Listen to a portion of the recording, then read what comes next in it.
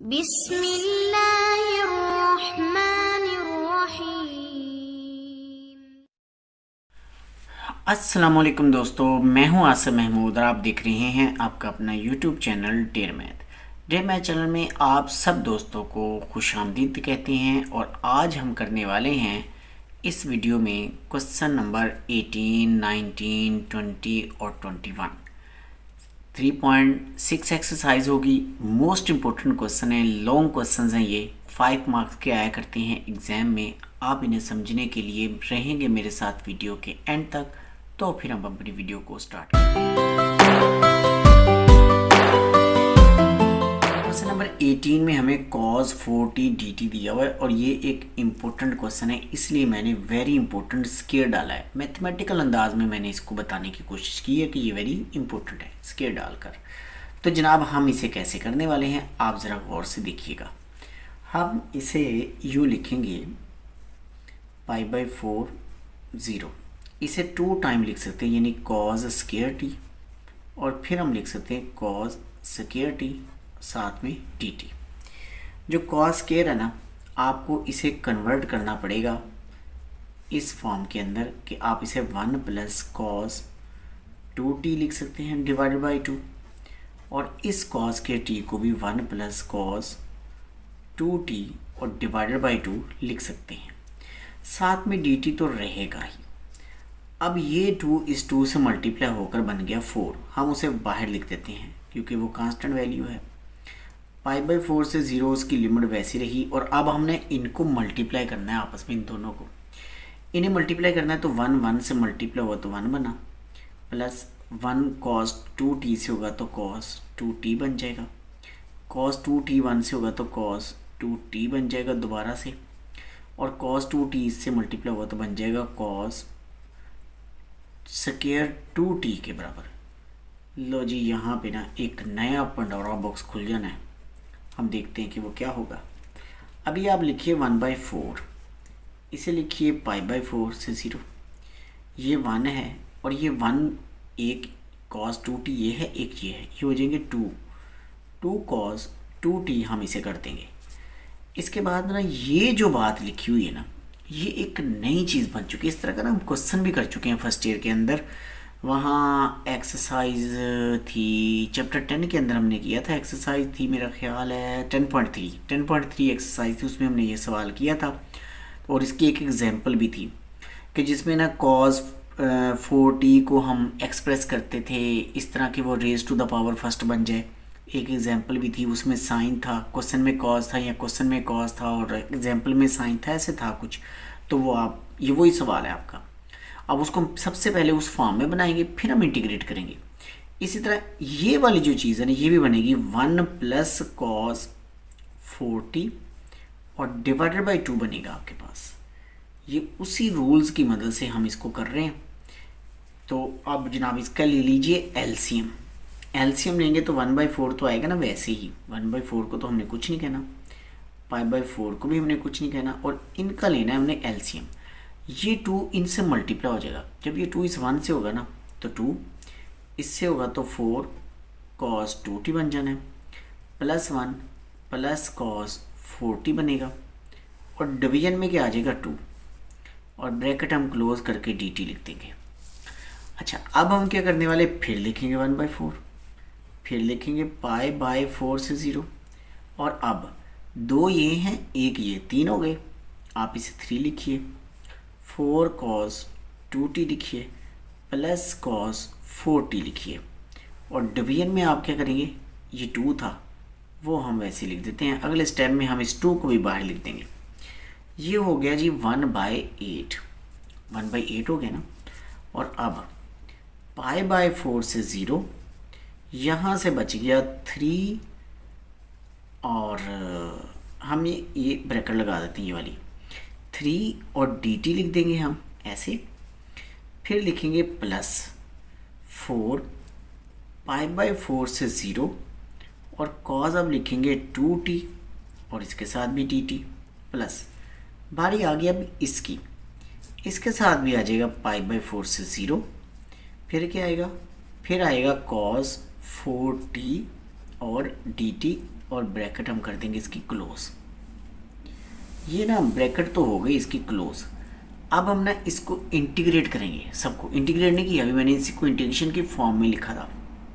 अब हम इंटीग्रेट करते हैं तो उसके लिए देखें जी, मैं यहाँ पे करके बताता हूँ आपको। हम इस 1/8 को तो लिख देंगे बाहर वैसे ही, बाकी आ जाएगा dt है ना, उसकी इंटीग्रेशन t बन जाएगी, 3 बाहर t बन गया, और जो लिमिट है ना π/4 से 0 वो हमने लिख दी, प्लस हमारे पास आ जाएगा 4 cos 2t है, और cos 2t की इंटीग्रेशन होती है sin 2t डिवाइडेड बाई 2, और इसकी जो लिमिट है ना π/4 से 0 वो भी हमने लिख देनी है, प्लस हमारे पास आ जाएगा cos 4t है, तो cos 4t होता है sin 4t डिवाइडेड बाई 4, और जो इसकी लिमिट है वो भी π/4 से 0 हमने लिख देनी है। सबकी हमने इंटीग्रेशन कर ली और लिमिट्स भी उसकी लिख दी। अब ब्रैकेट क्लोज भी करेंगे क्योंकि 1/8 सबसे मल्टीप्लाई हो रहा है। 1/8 आपने फिर लिखा, 3 लिखा, अब t की जगह आपको π/4 लगाना है, आप लिखेंगे π/4 माइनस 0। फिर बारी आ जाएगी इसकी, ये 2 इससे कट गया, ये 2 इस 4 से कटा, 2 आ गया, आप इसे 2 लिखें, और अब इस t की जगह π/4 लिखना है, ये कटेगा तो साइन हमारे पास होगा π/2 माइनस 0 लगाएंगे तो 0 हो जाएगा, ठीक है ना। साइन जब π/4 लगाएंगे कट जाएगा, 0 लगाएंगे तो 0 हो जाएगा, साइन 0 पे 0 होता है, ब्रैकेट क्लोज। अब ये 1/4 बाहर निकालें आप, और अब क्या करना है, ये π/4 जब लगाना ना आपने, तो ये साइन पाई बनना है माइनस, क्योंकि ये 4 से कट जाना है, पाई बचेगा, और 0 लगाने से ये क्या होना है 0, क्योंकि साइन 0 पे 0 होता है। अब हम लिखेंगे 1/8, और ये क्या बनेगा 3π/4 बन जाएगा, प्लस इसे 2 लिखें, और π/2 90 होता है, और साइन 90 पे आंसर देता है 1 माइनस 0। ये लिखें 1/4, और साइन पाई भी 0 होता है, 0 माइनस 0 0 ही होना है। लो जी, इस 0 ने तो इसको 0 कर देना है। ये है 1/8, यहाँ है 3π/4, और प्लस है यहाँ 2 1 2। लो जी, ये आपके पास बचा हुआ, एलसीएम लीजिए इसका, 1/8 बाहर है, एलसीएम लेंगे तो 3π + 4 to the 8, डिवीजन में 4। अब इस 8 ने सिर्फ इस 4 से मल्टीप्लाई होना है, बाकी हमने इसको कुछ नहीं कहना, तो यही हमारा क्यूट सा आंसर हो जाएगा। क्यूट आप लोगों को लगे ना लगे, बहरहाल है ये क्यूट सा आंसर। क्वेश्चन नंबर 19 एक इम्पोर्टेंट लेकिन अच्छा क्वेश्चन है, और आप देखिए हम इसे कैसे हल करते हैं। आप देखिए कि इसकी पावर छुपाइए, कॉस का डेरिवेटिव साइन आगे बनता है, लेकिन ना कॉस का डेरिवेटिव होता है माइनस साइन थीटा, जबकि ये साइन थीटा है। फिर हम क्या करेंगे, हमें ना फिर माइनस से बाहर मल्टीप्लाई करना पड़ेगा डेरिवेटिव बनाने के लिए। पाई से 0 cos square theta minus sine theta, और साथ में डी थीटा। अब देखिए पावर छुपाने से डेरिवेटिव बन गया, तो आप पावर में 1 ऐड कर दीजिए, और उसी से इसको डिवाइड करें तो इस कॉस थीटा की इंटीग्रेशन हो जाएगी। इसकी पावर में जब हम 1 ऐड करेंगे ना, तो ये cos cube theta by cube हो जाएगा, और यहाँ से आप π/3 और 0 लिखते हैं। अब आपने क्या करना है, ये जो 1/3 है ना, इसको बाहर लिख लेना है, ये बन जाएगा -1/3, और अब आप लिखें कॉस क्यूब थीटा, इसकी पावर है π/3 से 0। अब आपने जहाँ थीटा लिखा है ना, वहाँ पहले π/3 लिखना है, और फिर आपने 0 लिखना है, तो फिर हमारे पास बनेगा -1/3, क्योंकि इंटीग्रेशन तो हो चुकी है ना। अब ये हो जाएगा cos π/3 इसका क्यूब माइनस, फिर जब 0 लगाएंगे ना तो आप लिखेंगे cos क्यूब 0। अच्छा, ये हुआ जी -1/3, ये होता है π/3 60 डिग्री, और cos 60 डिग्री पे आंसर देता है 1/2। 1/2 की पावर कितनी हो जाएगी 3, और cos 0 1 होता है, तो 1 का भी क्यूब हो जाएगा। आप इसे लिखेंगे -1/3 और इसे क्या लिखेंगे 1/8 और -1 होगा। हमें ना इनका करना पड़ेगा एलसीएम, इन दोनों का एलसीएम करेंगे तो हमारे पास आएगा 1 - 8/8 ये बनेगा। अब आपने इसे लिखना है -1/3 और यहाँ से बचेगा -7/8। अब आपने इन दोनों को करना है मल्टीप्लाई, तो मल्टीप्लाई करेंगे ऊपर वाला नंबर ऊपर नीचे वाला नंबर नीचे, तो क्या माइनस माइनस प्लस 7 और 8 3 दा 24। तो ये हो गया हमारा क्यूट सा आंसर। क्वेश्चन नंबर 20 है जी, जिसमें उसने हमें 1 + cos² थीटा और tan² थीटा d थीटा हमें दिया हुआ है। हम इसे हल करते हैं। ये एक इम्पोर्टेंट क्वेश्चन है, मैं यहाँ इम्पोर्टेंट लिख लेता हूँ। ये हमारे पास है π/4 से 0, इसे मल्टीप्लाई कीजिए। मल्टीप्लाई करेंगे tan² थीटा बनेगा प्लस cos² थीटा बनेगा और साथ में इसकी आ जाएगा tan² थीटा, साथ हो जाएगा d थीटा। हम इसे लिखेंगे π/4 से 0 tan² थीटा कर देंगे और आप d थीटा कर देंगे और साइन ऑफ इंटीग्रेशन इसके साथ लगाएंगे ना जब, तो फिर हम इसे π/4 से 0 cos² थीटा और tan को लिखते हैं sin² theta by cos² theta और d थीटा। ये एक cos कट जाएगा। tan को जो आप लिख सकते हैं ना, वो तो लिख सकते हैं sec² थीटा -1, साथ में d थीटा आ जाएगा। और जो इसे हम लिख सकते हैं, इसको माय डियर इसे लिख सकते हैं π/4 से 0 और साइन जो होता है ना ये 1 - cos 2 थीटा बाय 2 के बराबर होता है।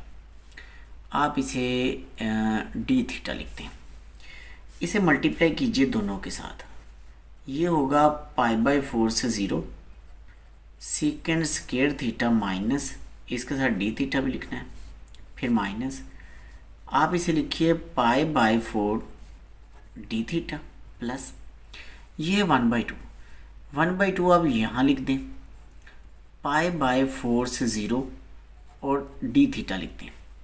1/2 इसके साथ भी लिखना होगा, यहाँ लिख दें प्लस 1/2 π/4 से 0 cos 2 थीटा और d थीटा। इसको दोबारा देख ले एक नज़र, ये जो 2 है ना इस 1 के नीचे भी है और इसके भी। जब इसके नीचे होगा तो मैंने यू बाहर लिखा और d थीटा लिख दिया, और इसके नीचे जब होगा तो ये आगे चला जाएगा। अच्छा जी, अब हम क्या करने वाले हैं, अब देखिए ये इसकी इंटीग्रेशन तो बन गई tan थीटा, इसे तो आप tan थीटा बना लें और इसकी लिमिट भी लिख दे जी π/4 से 0।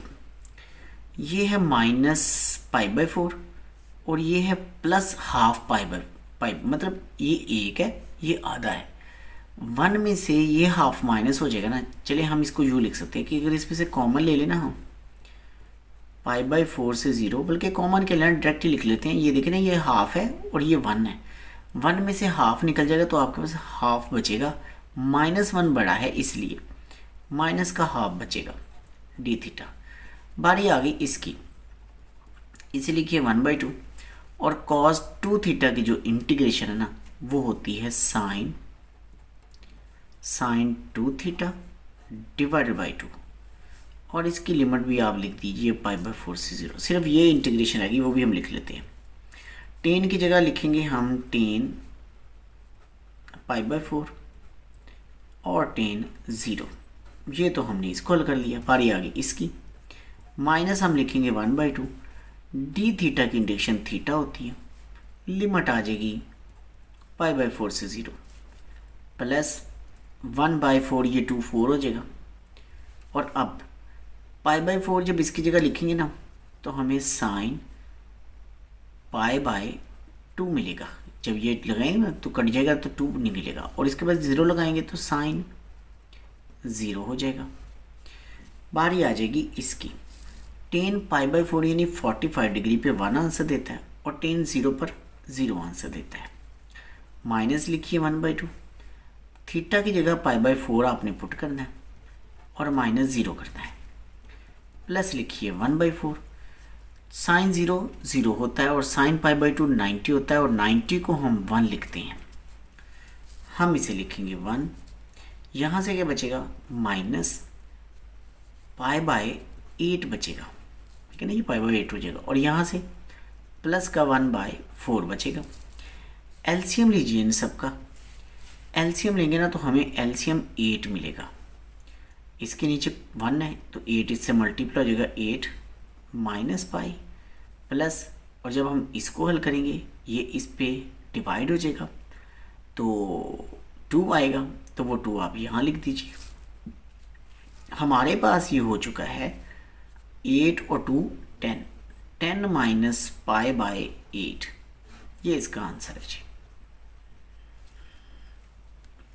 जी। तो माय डियर यहाँ पे ना एक छोटी सी मिस्टेक है कि जो माइनस था ना वो इसे माइनस बनाएगा, ये माइनस आना है, इस माइनस ने ये माइनस करना है, इस माइनस ने ये माइनस करना है, यहाँ से ये माइनस होना है, यहाँ से ये माइनस होना है, यहाँ से ये माइनस होना है। तो 8 में से जब 2 माइनस होगा ना तो हमें मिलेगा 6। ये आंसर है जी इसका। क्वेश्चन नंबर 21 जी, थोड़ा टेक्निकल सा क्वेश्चन है और हमें बड़े ध्यान से करना होगा कि हम ना इसे यूँ लिख सकते हैं, पाई बाय 4 से 0, सीकेंड तो रहा वैसे का वैसे ही। अब इन दोनों में से ना हम कॉज कॉमन निकालने वाले हैं। ये कॉज दोनों से कॉमन निकालेंगे तो यहाँ आ जाएगा आपके पास कॉज, इसमें कॉज नहीं है, उसके साथ हो जाएगा वो डिवाइड, ये यू, और ये क्योंकि बाहर कॉमन निकल चुका है इसलिए इसकी जगह 1 बच जाएगा। अच्छा, अब आप क्या कर सकते हैं जनाब, ज़रा गौर कीजिए। हम इसे लिखेंगे पाई बाय 4 से 0। ये जो कॉज है ना ये इसके नीचे 1 है, जब ये इस डिवीजन से ऊपर जाएगा तो ये 1/cos बनेगा। चलिए हम इसे लिखते हैं। हम ऐसा क्यों कर रहे हैं आपको अगले स्टेप में समझ आएगी। इस cos को मैं ऊपर ला रहा हूँ, ये ऊपर आके बन जाएगा 1/cos, और डिवीजन में क्या है, ये sin ओवर cos tan हो जाएगा और +1, और इसे d थीटा। 1/cos क्या होता है, सीकेंड। सीकेंड एक ये है एक ये है, तो ये बन जाएगा सीकेंड स्क्वायर। आप इसे लिखेंगे सीकेंड स्क्वायर थीटा। नीचे आपके पास है टेन थीटा और +1 और टी थीटा। ज़रा जनाब गौर फरमाइए, तो इस नीचे वाले फंक्शन का ऊपर डेरिवेटिव है। जब नीचे वाले फंक्शन का ऊपर डेरिवेटिव होता है तो हम उसे लॉग की शक्ल में लिखते हैं। हम उसे क्या लिखते हैं जी, लॉग टेन थीटा और +1। तो इसमें हमने क्या करना है, इसकी ये जो पाई बाय 4 0, इसकी लिमिट यहाँ पे लगा देनी है। अब हमें लिखना है लॉग थीटा की जगह पाई बाय 4 लगाना है, तो हम लिखेंगे 10 पाई बाय 4 +1 माइनस, फिर लिखेंगे लॉग 10 0 और +1, फिर आप लिखें 10, ये जो पाई बाय 4 होता है ना ये 1 के बराबर होता है, 1 + 1 हो जाएगा, माइनस 10 0 पे 0 होता है, तो हमारे पास बच गया 0 + 1। हम इसे लिख सकते हैं log 1 + 1 2 होगा, और यहाँ से बचेगा log 1। log 1 0 होता है, इसलिए यहाँ पे सिर्फ बचेगा log 2, और यही हमारा आंसर है जी।